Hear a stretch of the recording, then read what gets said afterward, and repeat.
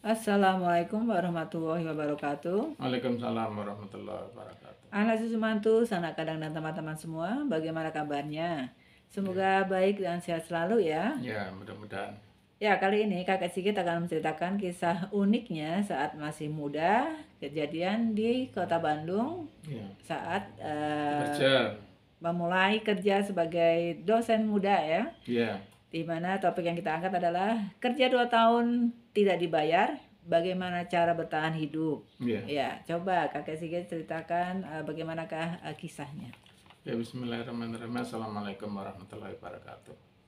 Jadi ini buat kondisi masa sekarang mungkin akan terlihat aneh nih. Impossible. Tapi waktu itu memang begitu kondisinya.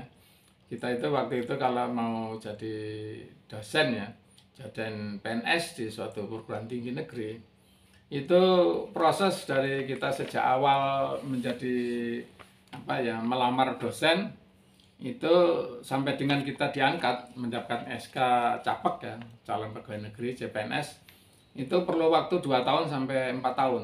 Ada rekornya 4 tahun. Saya sendiri mengalaminya ya 2,5 tahun. Itu kita tidak digaji sama sekali. Gitu. Itu biasa. Nah, ini bagaimana caranya bertahan hidup? Nah, ini kan mesti jadi orang bertanya-tanya ya. Bagaimana kita bertahan hidup?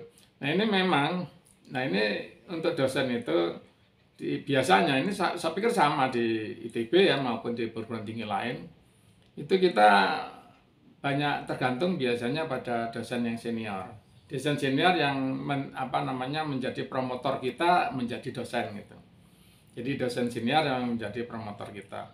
Nah, jadi dengan demikian memang beda nasib ya, satu dosen muda dan dosen muda yang lain. Tergantung promotornya. Ya, kalau promotornya itu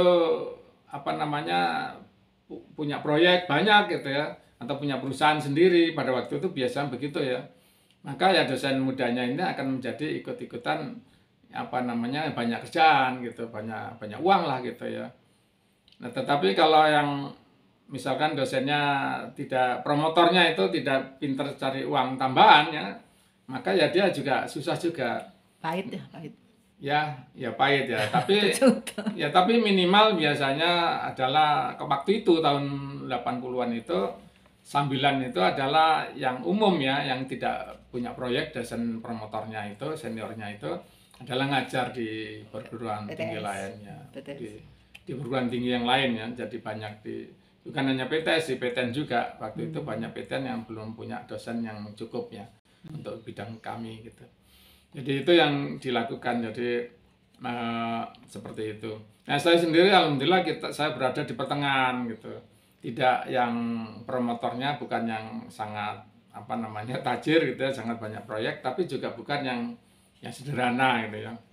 Jadi seperti itu. Jadi saya mengikuti ke dosen senior saya ya.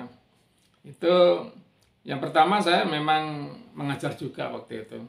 Jadi mengajar sampai 9 perguruan tinggi.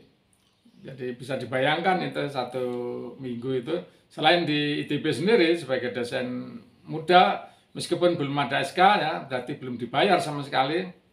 Tapi sebenarnya nantinya ketika dibayar 2,5 tahun, 3 tahun kemudian diangkat jadi PNS itu jika waktu itu gajinya sangat kecil. Dirapel? Enggak dirapel ya, kehitungnya ya waktu diangkat. Iya. Jadi perbandingannya ya, jadi saya waktu baru lulus kerja di PT Inti itu gajinya 240.000 sebulan.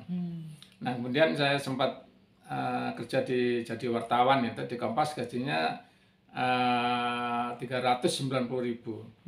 Nah, jadi PNS itu pertama kali CPNS itu gajinya 27.000. 1/10 dari PT Inti. Jadi memang kita terbiasa. Jadi kondisi kalau orang sekarang bayangkan gimana bisa nggak dibayar kok bisa hidup. Loh, jangan tanya gimana nggak dibayar bisa bertahan hidup. Loh, ketika dibayar aja itu gajinya sangat kecil.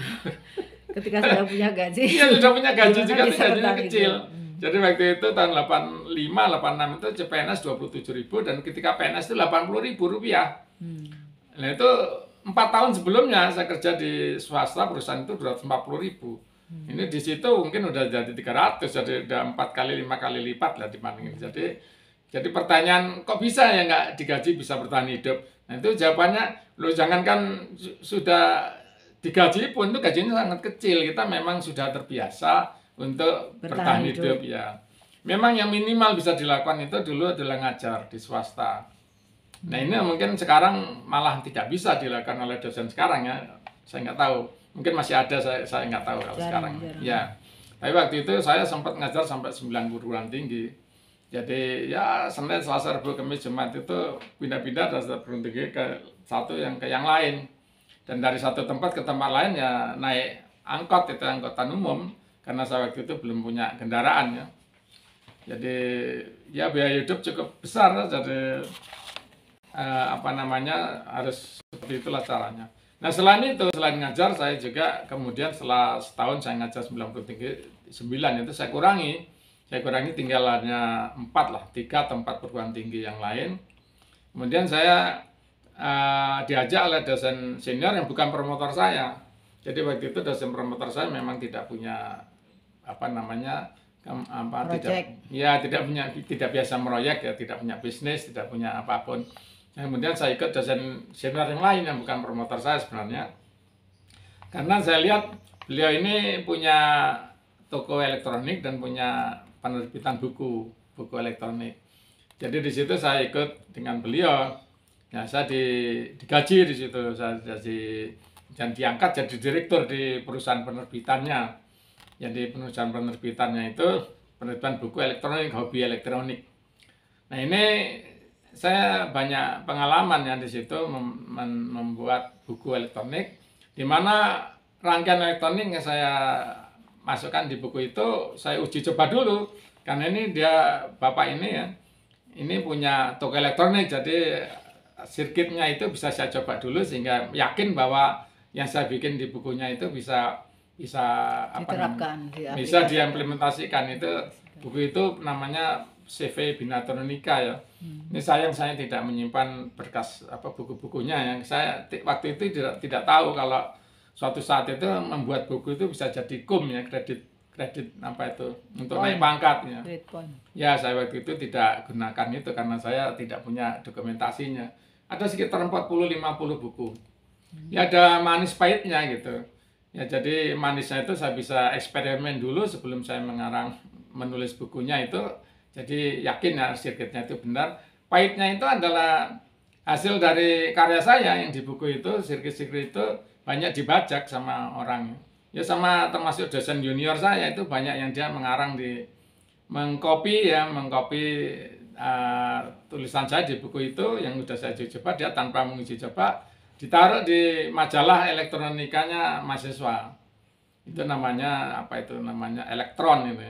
Saya sering lihat itu di Elektron ini ada junior saya yang dia itu ngambil itu karya saya dari buku saya, di copy ditaruh di situ gitu. Dengan nama dia tanpa menyebutkan sumbernya bahwa ini dari Binatronika karangan saya ya. Jadi itu pahitnya di situlah. Tapi jadi memang itu pahitnya jadi pengarang itu pahitnya begitu ya. Dan sampai sekarang ini saya alami. Kita ngarang buku itu pahitnya itu nggak dapat duit ya. Makin lama kita jadi makin nggak dapat duit dari ngarang buku karena banyak pembajakan. Sekarang apalagi udah buku elektronik gitu. Di Indonesia kita nggak bisa hidup dari tidak ada penghargaan tidak ada penghargaan sama sekali. Seimbang ya. Iya. Nah itu jadi kita bisa hidup seperti itu sehingga akhirnya ya terbiasalah dengan seperti itu. Nah, baru tahun ketiga, keempat ketika saya sudah resmi diangkat jadi dosen, maka ya barulah kita banyak kerjaan yang resmi di kementerian, ya di perusahaan-perusahaan swasta, karena mereka mau memberi kerjaan kalau kita memang resmi sebagai dosen ya udah diangkat gitu. Jadi itu ya selama 3-4 tahun ya, 4 tahunan itu memang kita ya dalam kondisi seperti itu. Tapi alhamdulillah ya biasa aja. Ya kita mengalaminya waktu itu ya senang-senang aja, ya passionnya kita lakukan karena kita bisa ngajar di ITB, kita punya waktu banyak untuk melakukan banyak hal gitu. Itu ya kita senang-senang aja sih. Gitu ceritanya sih. Ya, ya pahit-pahit sedap ya ceritanya Ya, kakek ya. Dan ternyata seiring dengan berjalannya waktu sampai dengan 40 tahun sekarang ini adalah masa pengabdian kakek sebagai dosen di Iya, di ITB di ya, ITB, hampir dan pensiun ini. Nah, ya sekarang kita tinggal menikmati manis-manisnya saja, sudah melupakan masa pahitnya waktu itu. tapi waktu mengalaminya Kita juga kita nggak nggak merasa pahit. pahit, manis-manis terus, Manis-manis terus ya rasanya. seneng terus ya. Iya, itu saja yang bisa kami sampaikan. Sekian, wassalamualaikum warahmatullahi wabarakatuh. Waalaikumsalam warahmatullahi wabarakatuh.